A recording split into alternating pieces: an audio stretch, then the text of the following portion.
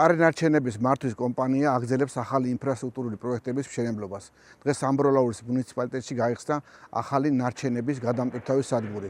დაიხურება ძველი ნაგავსაყრელი. ეს მოემსახურება ორ მუნიციპალიტეტს, ამბროლაურის და ღუნის მუნიციპალიტეტს, რაც საბოლოო ჯამში გამოაჯობესებს როგორც მუნიციპალიტეტის ეკოლოგიურ მდგომარეობას, ისე რეგიონის ეკოლოგიურ მდგომარეობას.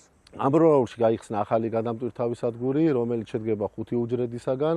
იგი მოემსახურება ორ მუნიციპალიტეტს, ამბროლაურისა და ონის მუნიციპალიტეტებს. შესაბამისად დაიხურება ძველი არსებული ნაგავსაყრელი, რაც ძალიან მნიშვნელოვანია გარემოსთვის. ამბროლაურის მუნიციპალიტეტში დასრულდა ნარჩენების გადამზიდავი სადგურის მშენებლობა, რომელიც მოემსახურება ონისა და ამბროლაურის მუნიციპალიტეტებს. პროექტის მიხედვით განხორციელდა თანამედროვე სტანდარტების შესაბამისი ინფრასტრუქტურის მოწყობა.